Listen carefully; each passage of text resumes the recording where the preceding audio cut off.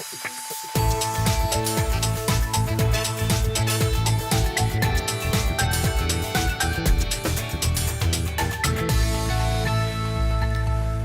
het is man die het 10 november welkom bebient. Miljoen, Welmoed Breukelman. Ze heeft een hbo-diploma, maar kan hier geen baan vinden. En Joet start een campagne om haar in Friesland te houden. Emiel Amsterdam die wil met dit boek bewijzen dat terpen online binnen onder de hand van sterrenbeelden. En Peter de Haan, die wie verleden weekend nog in de Oekraïne als waarnemer bij de parlementsverkiezingen.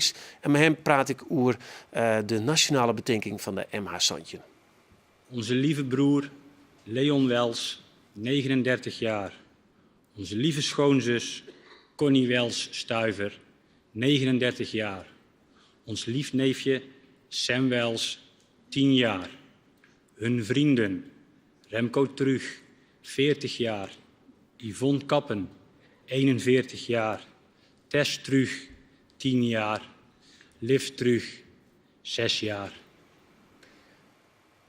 Ja, een hele familie voort. Komt er niet keer heel dichtbij. Hoe heb jij het bezoen, Joet? Nou, ik vond het een hele indrukwekkende herdenking. Ik vond het zo indrukwekkend dat ik dacht van... er zijn niet zoveel landen in de wereld waar ze zoiets op deze manier organiseren. Maar ook omdat ik natuurlijk met de Oekraïne wat relaties heb, komt het extra dichtbij. Ja, leg eens uit, hoe zit dat? Hoe komt het dichterbij dan? Nou ja, dat komt omdat ik daar vorige week nog was. En omdat je ook praat met mensen, je hebt een tolk, ook over deze ramp. En als je dan weer dit meemaakt, dan en met name moet ik zeggen, toen de namen werden voorgelezen, dat vond ik wel heel aangrijpend. Moeilijk om droog te houden, want als je vaders en moeders, als je vader de namen hoort voorlezen van de kinderen die hij verloren heeft, ja, dat is natuurlijk zeer aangrijpend. Ja, dat is heftig. Je bent beide onder het werk. Kon je met zien trouwens? Ik heb eens een liedstickje op het Nice, jongen, toen ik even thuis wie. Nee, dat wel moet? Ik heb het nog niet gezien, nee. Nee, dan wist keihard onder het werk natuurlijk om die baan te houden. Precies. Maar dat koer dus net. Het stiet net op de televisie. Nee, stond niet aan. Oké. Nee. Nou, Nee. en dan? Dus wel wat joen? Beetje jongen, ja, wel indrukwekkend. Al die namen die van hele gezin die gewoon voorlezen, ja, vreselijk. Ja. Ja, die ramp. Dat het bij hem ook nog persoonlijk thuis nog wel even mooi spelen, hè? Want die vrouw is stewardess. Ja, die is stewardess bij KLM. Dus ja, toen dat gebeurde, dan is wel echt het besef even van ja, dit kan niet gebeuren. En de KLM-vlucht ziet erachter. Dus van mij naar India, toch, als ik het goed heb. Maar ja, dan is dat weer, ja, de eerste vlucht is wel even heftig voor haar om inderdaad weer even die drempel over. Daarna weet wel wat kleren, maar het is toch even het besef van ja, dit kan gebeuren. Ja, en dan bedar je uiteindelijk zomaar in een oorlog. Dat zei Rutte ook nog. Je vallen in het web van een oorlog die het helemaal net van jezelf is. Nou, jij bent krek weer waarom. Een weekend, nevens mij, van de parlementsverkiezingen in de Oekraïne. Wat moest je dat dan? Nou, ik ben zo nu dan verkiezingswaarnemer voor de OVSE. En die stuurt vooral naar landen met een fragiele democratie, waar Oekraïne toe hoort, als van oudsher corrupt land waar nogal verkiezingen fraudeleus verliepen. Die stuurt daar waarnemers heen om in de gaten te houden of de verkiezingen volgens internationale standaarden verlopen. En ik ben dus 10 jaar geleden bij de Oranje Revolutie in Oekraïne geweest en in mei en nu weer opnieuw. Ja. We sturen nou de foto's. Mevrouw, dit is een stembus. Misschien even mooi zien. Ja. Wat doe je daar dan? Controleren of ze het goed doet? Of? Ja, we gaan niet alleen de dagen voor de verkiezingen allerlei mensen interviewen, kiezers en officials, noem maar op. Maar we gaan ook naar allerlei stembureaus. Dit is op het provinciale bureau waar alle resultaten worden verzameld uit de regio. Ja. En ja, het is hard werken. Je moet allemaal vragenlijsten afwerken en die gaan allemaal om het uur naar Kiev. Dus dan krijgt zo'n OVSE een heel representatief beeld van wat er in het land gaande is. Nou zitten wij eigenlijk als koften, maar kop en kont in dat hele verhaal. Maar die ramp, het is ook verschrikkelijk wat er gebeurd is. En je zei, ik wil er ook op ons sprutsen door die Oekraïners. Liep het dat daar echt nog zo sterk? Nou, je kon duidelijk merken, de eerste avond toen ik in Kiev kwam, toen werden we door de ambassadeur ontvangen in Kiev. En dat is ook de ambassade waar honderden bloemen neergelegd werden. En in Kiev leefde dat natuurlijk heel sterk, omdat men daar een contactpunt van Nederland had, waar mensen aandacht op konden focussen. Maar als je met mensen spreekt, dan zie je dat ze zich solidair voelen met Nederland. En ze hopen dat wij solidair ons voelen met de Oekraïners. Want daar zijn ook 4000 doden inmiddels gevallen. Maar dit schept echt een band. Ja. Maar je zegt daar natuurlijk ook dat het leven gaat terug. Zeker. En dan denk ik net dat ze daar weten dat de Jood nou zo'n herdenking is. Of Nou, dat wel. Ik heb vandaag nog even gekeken op Engelstalige websites van Oekraïne. En daar werd wel degelijk aandacht geschonken aan deze ceremonie. ja. En wat zou dat, Jo?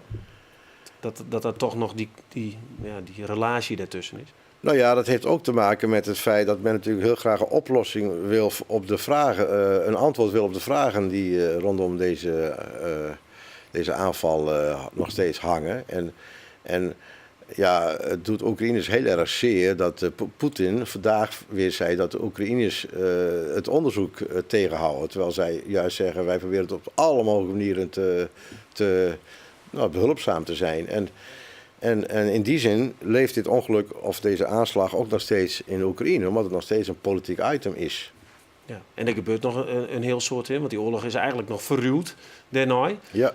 Hoe is die situatie op dit stuit, nevens jou? Nou ja, ik ben zelf actief geweest in een gebied in het midden van het land, dus niet in het uiterste oosten. Dat was ik wel 10 jaar geleden, was ik bij Mariupol actief, wat nu een vrij gevaarlijk gebied is.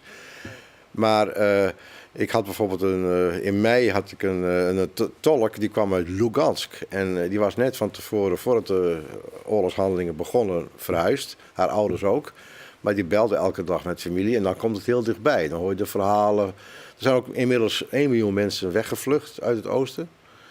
En dus het land merkt niet alleen omdat er 4000 doden zijn gevallen, dat iedereen kent wel iemand die, of in een familie of via die op die manier met de oorlog te maken heeft. Maar ook de vluchtelingen die een plek moeten zien te vinden, los van natuurlijk überhaupt de onzekerheid die er is over de afloop van dit conflict. Ja, dat is natuurlijk wat een soort naar boven komt. Ik Jood weer is dat nooit bestaan. Zei ja, het is eigenlijk nog net voorbij voor u. Daar lezen nog lichaamsdelen, persoonlijke spullen nog van het vliegtuig. Denk je dat er überhaupt nog een oplossing voor komt dat alles hier naar Nederland komt? Nou ja, in ieder geval hebben ze de afgelopen week weer even de kans en de ruimte gehad om weer extra spullen op te halen. Ja, ik kan niet in een glazen bal kijken of ze alles daar vandaan kunnen halen. Maar men benut elke kans die er is, zo gauw het veilig is. Dus de wil is er? De wil is er, ja. Oké. Nou, dank voor je verhaal. Okay. Ja, we doen nou even in de geschiedenis van Frieske Terpen. Want ik dacht altijd dat ze op deze wijze ontstaan winnen. In het Wierte Kwelderlaan bij de kustlands is het jet iets goed boerkje, maar meer wijn. Een paar keer in het jaar stroept het vruchtbare klaarlaan onder water. Voorheen tegen de boeren voor het stormseizoen maar haar spultje naar de woorden. Maar daar wordt het heel iets dreger om dat te houden, om te groen daar heel iets veeniger wordt. Men blijft 20.000 liever in de klaaistreek. Maar Sjedden en Dong beginnen ze grote bulten op te smieten, dat mensen en vee droege voeten op horen kunnen. Later worden de terpen zo groot dat er zelfs huizen en borkerijen opgebouwd worden kunnen. Ja, Emiel, Amsterdam. Ja. Net de auteur van dit boek, maar wel de man die het onderzoek dient het. Nou, wat je beweerd wordt, het geheim der eersten. Ik heb het al geleerd. Ja. En daar heeft een hele orenverklaring. Ja, Wat is het? De functionaliteit van de terpen vroeger het net. Het is meer het plakwessel is wat wij nou Ja, deze theorie van ook het Frieske Terpen, daar zit een heel verhaal omheen. Zal ik het? Nou, en dat heeft al ontdekt, dus ik wil vertellen. Ja. Nee, vorig jaar heb ik een boek gelezen, dat ging daar al over. Dat ging over Lauwert. Er stond een stukje in de Lauwert kranten erover. En dat beweerde, er wie een theorie die zei, Lauwert luidt mij omlezen te plakken in het sterrenbeeld leeuw. En waarden betekent terpen, dus leeuwwaarden, terpen van de leeuw. Deze is van Hielpen. Dit is die van Hielpen. Die heb ik later gevonden. Nou, vertel me, dit is die uitgangspunt. Hè? Dan komt uit Hielpen. Ja. En daar ontdekte ze dus dat er echt iets maar Ja, ik heb het boek dus besteld en lezen. En ik denk, nou, dat is toch leuk. Een leuk idee. Maar ik wist dat Hielpen de oorsprong van de naam net bekend wie. Dus hoe hinden ze rond hebben bij Hielpen. Dus ik denk, nou, als er nou een sterrenbeeld hinde is, dat zou toch leuk wezen. Dus toen heb ik zieken. En uiteindelijk kwam ik in Israël uit en daar rieën ze wel een sterrenbeeld hinde. En dat wie het sterrenbeeld dat wij kennen als steenbok. En dat heb ik door Hielpen en de omlezende plakkenlijn. En dan luisteren ze gewoon een lijn zien. Misschien kunnen we nog één keer zien, jongens, want dan is het misschien wat duidelijker. De puntjes van die terpen die Stavoen heeft, zie je hier? Ja. Ja, de pakst een kaart en daar probeer je een beetje te draaien en te schalen en te roteren om te zien. En dit klopt het exact? Het klopt ja, best goed, ja. Oké, dus dat was beweren dat in Friesland die terpen al hier online binnen, maar de wetenschap van die mensen die hoeveel duizenden hier van Christus wie Ja, vanaf 100 600 voor Christus ben ze die online. wisten dus van nou oké, dat is het sterrenbeeld, we kwakken hier zo'n terp. Ja, dat is het idee. Dus, Ja, wat vind je ervan? Nou, ik vind het in ieder geval heel mooi dat hij heilig gelooft in zijn theorie. Maar ik ben benieuwd naar de bewijzen. Ja, oké. Nou, ja, die alles staat in het boek. Alles is nooit les. Dat is wat ik dingen heb. Ik kijk gewoon jongen, nou, klopt dit? En alles, of er klopt elke keer dingen. En ik denk, nou, dan ging ik verder. En ik ging nog verder. En uiteindelijk ging ik zoveel bewijs, wat ik dan zeg als bewijs. En dat heb ik allemaal verzameld. En daarmee ben ik naar de Scrooster Harriet Hemming in. Om het in een mooi verhaal te verpakken. Een spannend verhaal, zodat het voor een breed publiek te begrijpen is en te lezen is. En ik kwam allerlei opmerkelijke dingetjes in. En dat zie ik in een jongensboek. En daarom wil ik het nou ik aan de buiten brengen. Ja, maar dat ontdekt dus dat van nou, er binnen peerpunten van die terpen die passen bij elkaar. Ja. Die heeft al, want ja, dat is natuurlijk exact nou ik mijn orenkant op en dan krijg je direct een sterrenbeeld uit. Maar het past exact nevens daar dus. Het is echt zo'n Eureka-moment. Dit is het. Dit is het. Ja, en dan zie ik het natuurlijk van verder bewijs.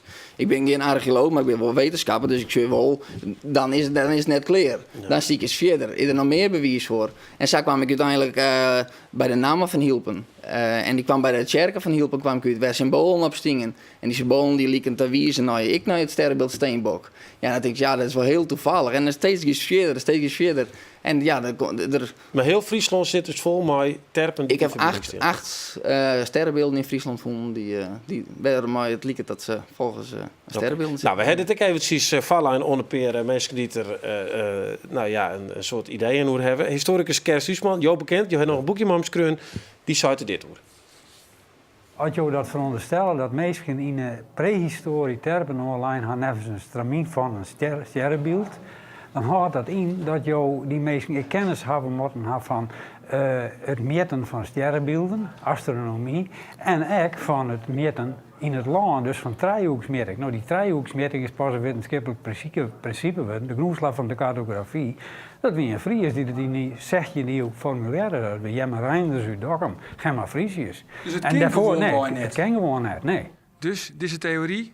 De theorie is misschien, en ik vind het ook geen wetenschap wat meer in Amsterdam, het is meer humor eigenlijk. Oeh, ja, dit is een pittige niet. Ja, meer humor. Nou, nee, ja. Omdat wij, het wil net zeggen dat het net weer is, omdat wij nou net weten hoe het vroeger mak is, wil net zeggen dat het net cool. Hetzelfde met de piramides. We weten net hoe ze de piramides maken hebben. Dus en dat wil net zeggen dat die terpen, die ben net al hier op dezelfde tijdstippen dat klopt. Ophegen. Dus hoe wisten ze dan dat ze dat los van elkaar? Er zitten honderden hier tussen. Ja, daar zit misschien een plan in. En ja, dat plan wordt misschien deels beschreven in het boek, misschien net. Maar het is meer onderzoek is nodig. Maar dat is iets voor de archeologen. Dit is meer hoe ik het beleefd heb. Het is deels biografisch. En ik heb gewoon wel weg het heen. Maar als een lied jonkje is dus al die terpen op zocht, lijntjes lutsen. Ja. Binnen mensen die het echt leeuwen? Ja, zeker. Ja. Want het is goed beschreven in het boek. Alles wat ik die in heb, die stiet er goed in. En ik de gevolgen die eruit komen, maar die was er al van leren, stiet ik in het boek. Ja, dit is dus de Da Vinci Code van Friesland. Ja. Hij is te krijgen dus in de boekwinkel. Ik ga een stuk lezen. Nou, het is leuk om even op streuptocht te gaan, een kruistocht. Zoen je om, Keepie, denk je? Nou, waarom niet? Ja, ik wil in ieder geval wel graag weten waar het boek over gaat. Want het is niet fictie zit er helemaal niet in. De feiten zijn zoveel mogelijk op waarheid gecontroleerd. Ja. En daaromheen is een fictief verhaal gebouwd. De Da Vinci Code. En ik ken die wel even troosten, want de Da Vinci Code, daar zei ze ook van niks van de wier. Maar die man wist je wat er met hem gebeurd is. Oké, nou succes ermee. Dank je wel. Ja? Mooi. Ja, ze binnen het spinnen in het web en vaak echt onmisbaar. Ik heb het over vrijwilligers. Hele dwarpen en verenigingen die draaien erop. En van zontje november al staan ze alle dagen centraal bij Omroep Friesland. En dan komen ze de bezig te zien in de serie Varrenoor. En deze week bij u zal een lied vaarprukken.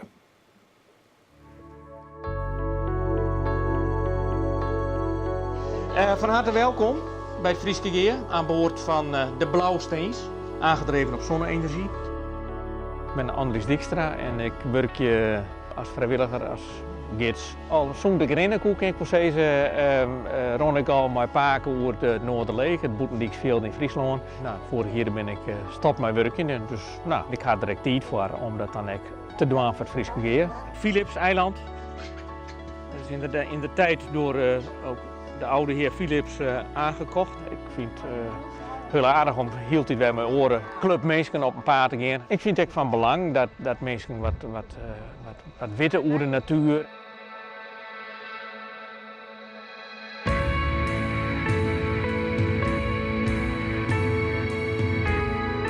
Als je dus een vogelkijkhut, die luistert in boordje daar aan. En dan kun je prachtig mooi daar rustig zitten, een mooie verrekijker. En omdat het hier altijd steert, is het voor de vogels vertrouwd.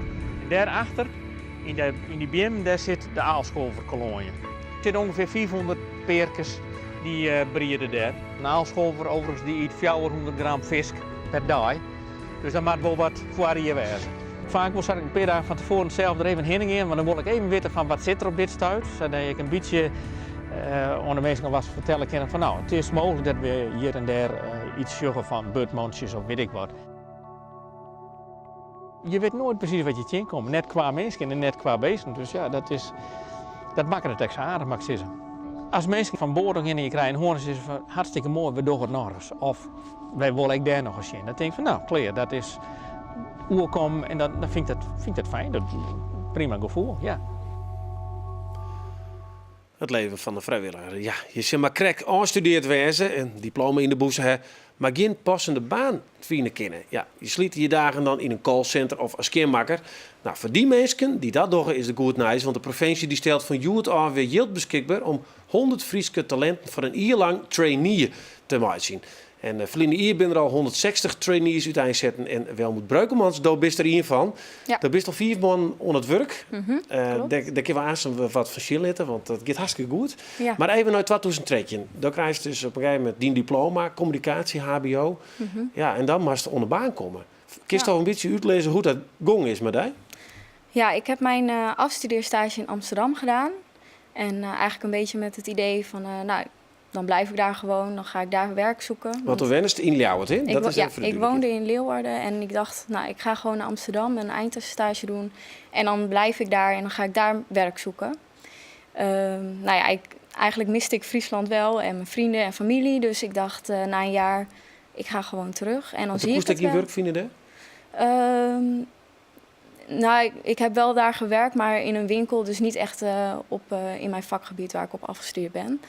Maar ja, daarna wist ik eigenlijk al, ik wil eigenlijk weer terug. Maar zal ik dat wel doen? Want er is eigenlijk bijna geen werk. Ik heb het toch gedaan. Ik dacht, ik zie het wel. En toen lukte het dus niet echt om werk te vinden in mijn vakgebied. En heb ik werk gevonden bij een grote verzekeraar als administratief medewerker. En daar heb ik een jaar gewerkt zo ongeveer. Ik heb ondertussen wel veel sollicitatiebrieven gestuurd. Hoeveel? Ik denk rond de 20, zoiets. Maar ik kreeg heel vaak te horen, je kreeg soms ook geen reactie, maar je krijgt ook vaak te horen, je hebt geen werkervaring. En dat is wel jammer, want als net afgestudeerde heb je geen werkervaring, Nee, dat is logisch. Nee, dat kan niet. Dus dat is dan heel jammer dat je om die reden eigenlijk wordt afgewezen elke keer. Is dit herkenbaar trouwens aan tafel, bij daar bijvoorbeeld? Ja, toen ik kleer toen zocht ik een baan hier in het noorden. En toen weer ik niks. Toen weer heel landelijk weer het slecht.